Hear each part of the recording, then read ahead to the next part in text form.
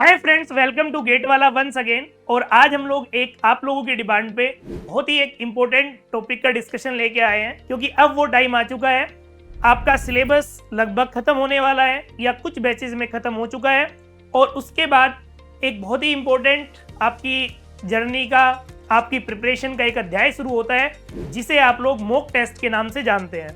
तो आज हम लोग समझेंगे कि मॉक टेस्ट का आपकी गेट की प्रिपरेशन में, इस जर्नी में एक अच्छी रैंक लाने में कैसे कंट्रीब्यूशन होता है।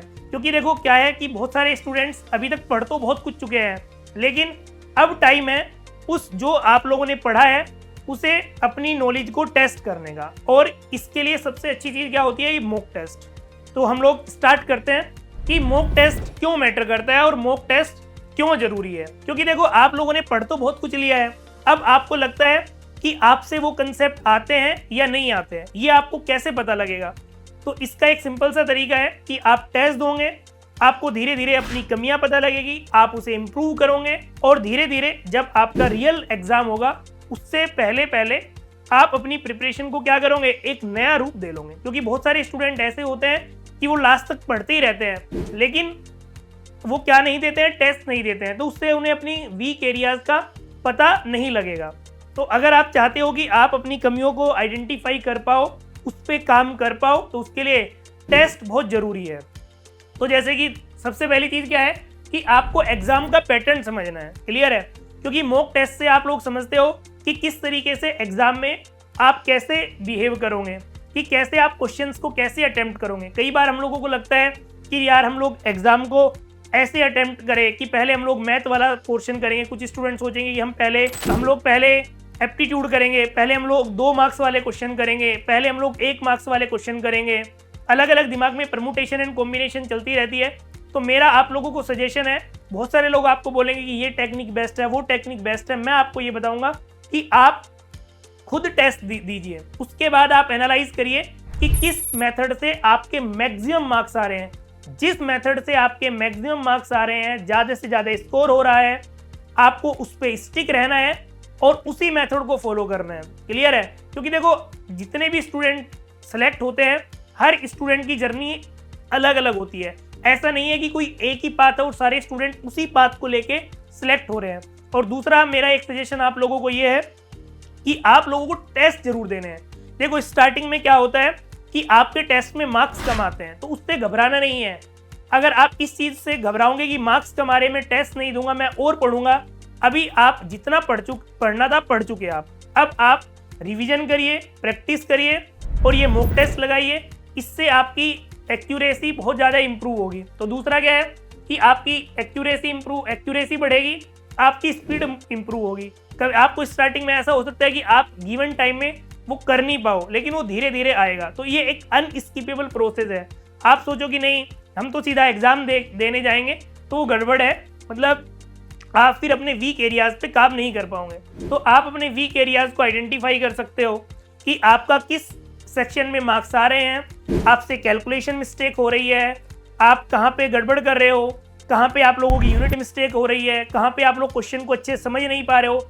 ये सारी चीज़ें आप लोग मॉक टेस्ट से सीखते हो। इसलिए मॉक टेस्ट आपकी जर्नी का मैं ये बोल सकता हूँ कि सबसे इंपॉर्टेंट पिलर है। तो इसलिए ये एक अनस्किपेबल प्रोसेस है, इसे स्किप नहीं करना है अगर आप चाहते हो कि आपकी गेट में एक बहुत अच्छी रैंक आए। नेक्स्ट हम बात करते हैं कि भाई हम लोग कोई भी मॉक टेस्ट को हम लोग सेलेक्ट कैसे करें। सबसे पहले तो क्या है कि कोई भी एक ट्रस्टेड इंस्टीट्यूट से, कि जहाँ पे आपका टीचर्स के ऊपर ट्रस्ट हो, जहाँ पे एक लिगेसी मेंटेन हो, तो वहाँ से हमें लेना चाहिए। अब ऐसा नहीं, बहुत सारे लोग क्या करते हैं कि मल्टीपल टेस्ट सीरीज ले लेते हैं। मेरा मानना है कि मान लो आपने 4 टेस्ट सीरीज ले ली, वो आपके किसी मतलब की नहीं है। आप एक टेस्ट सीरीज लो जहाँ पे आप ट्रस्ट करते हो और आप उसी को अच्छे से एनालाइज करो। आपने मान लो 4 टेस्ट सीरीज ले ली, आप लगा एक भी अच्छे से नहीं पा रहे, बस आपको एक मन की आत्म संतुष्टि के लिए कि हम लोगों ने 4 टेस्ट सीरीज ले ली, तो उसका कोई यूटिलाइजेशन नहीं है। क्योंकि देखो इस जर्नी में 2 टाइप के बच्चे होते हैं, एक होते हैं नोट्स कलेक्टर और एक होते हैं रैंक कलेक्टर। नोट्स कलेक्टर वालों को इस बात की संतुष्टि होती है कि हमारे टीचर को बहुत आता है, मेरे कंप्यूटर में, मेरे लैपटॉप में 5-6 टीचरों के अलग अलग नोट्स है, 5-10 किताबों की PDF है, लेकिन वो पढ़ेंगे नहीं, वो इसी बात में संतुष्ट रहेंगे कि हमारे पास ये सब है। तो इन बच्चों को मैं मानता हूँ कि ये बच्चे किस कैटेगरी में आते हैं, ये नोट्स कलेक्टर है। दूसरे वाले होते हैं रैंक कलेक्टर, वो किसी एक सोर्स को फॉलो करते हैं, उसी में वैल्यू एडिशन करते हैं उसी को बार बार रिवाइज करते हैं 5-10 बार और फाइनली एक बहुत अच्छी रैंक लेके आ जाते हैं। तो ये होता है रैंक कलेक्टर। तो हम लोगों को नोट्स कलेक्टर नहीं बनना कि हमारे सिस्टम में 10 अलग अलग कोचिंग का मटेरियल है, 10 अलग अलग उसके लेक्चर्स हम लोगों ने इधर उधर डाउनलोड कर रखे हैं। आपको क्योंकि टाइम तो लिमिटेड है ना, आपको मजा बहुत आ रहा है कि आपने एक सब्जेक्ट के 5 टाइप के नोट्स पढ़ लिए, लेकिन क्या आप एग्जाम के लास्ट टाइम में उसे 5 टाइप के नोट्स को रिवाइज कर पाओगे? नहीं कर पाओगे। तो इसलिए हमें नोट्स कलेक्टर नहीं बनना है, रैंक कलेक्टर बनना है।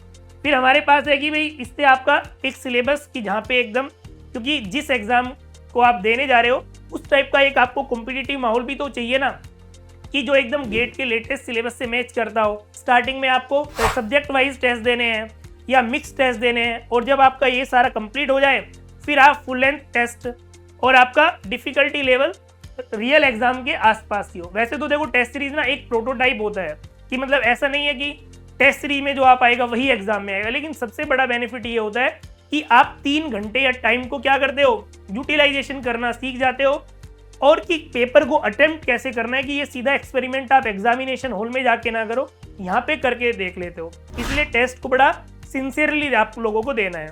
फिर हम बात करते हैं कि how to utilise mock test. आप लोगों ने मान लीजिए एक टेस्ट दिया, हो सकता है कि वो आपका सब्जेक्ट वाइज टेस्ट हो सकता है कि वो आपका फुल लेंथ टेस्ट हो। सबसे पहले तो टेस्ट को अच्छे से दो, और मेरी आप लोगों से विनती है, आपको पता है कि एग्जाम सुबह के टाइम में होता है या फिर दोपहर के टाइम में होता है। जिस टाइम पे आपका एग्जाम होता है आप अपने 24 घंटे में से 3 घंटे वो सबसे ज़्यादा इफेक्टिव होने चाहिए जिस टाइम पे एग्जाम हो। आप टेस्ट सीरीज या मॉक को भी उसी टाइम पे दीजिए, जिससे कि आप अपनी एफिशिएंसी को क्या करो, ज़्यादा से ज़्यादा इंप्रूव कर सको। उस 3 घंटे को 24 घंटे का सबसे प्रोडक्टिव टाइम बनाने की कोशिश करो।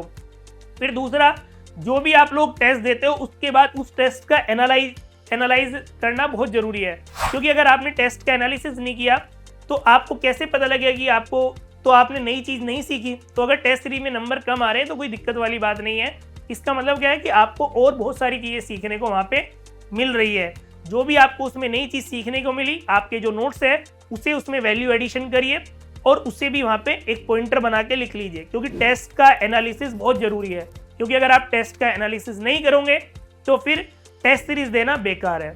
फिर हम लोग देखते हैं कि ये एज आई टोल्ड यू कि मेंटेन एरर बुक नोटबुक। तो आपको अपने वैल्यू एडिशन में आपने देखना है कि कहाँ पे आपकी गलतियाँ हो रही है, कौन सा एरिया आपका वीक है। मान लीजिए आपने फुल लेंथ टेस्ट दिया, आपके 2 सब्जेक्ट में मार्क्स कम आ रहे हैं, आप देखिए कि कहीं ऐसा तो नहीं है कि यहाँ पे क्या दिक्कत आ रही है। क्योंकि देखो एग्जाम में हर बार, रियल एग्जाम में भी ऐसा होता है कि कभी कभी 1-2 सब्जेक्ट बहुत ज़्यादा डिफिकल्ट आता है। तो आपको एक चीज़ दिमाग में रखनी है कि ना तो 100 मार्क्स आने हैं ना लाने हैं। आप जैसे अपने मन को समझा लो। तो क्वेश्चन करना जितना इंपॉर्टेंट है, छोड़ना भी उतना इंपॉर्टेंट है। हो सकता है कि आप एग्जाम के 4 बहुत डिफिकल्ट क्वेश्चन आए, आप उन्हें कर सकते हो, लेकिन आप जितनी देर में वो 4 क्वेश्चन करोगे उसकी बजाय आप लोगों ने 8 क्वेश्चन कर लिए। तो एग्जाम में हमें क्या करना है, कम टाइम में ज़्यादा से ज़्यादा क्वेश्चन करने हैं। क्योंकि देखो रिलेटिव है, कल को कोई आपसे ये तो नहीं पूछेगा कि भाई आपने सबसे डिफिकल्ट क्वेश्चन किए थे, इसका आपको अलग से स्कोर कार्ड मिलेगा। तो एग्जाम में हमें क्या करना है कि मिनिमम उसमें मैक्सिमम से मैक्सिमम क्वेश्चन करने हैं।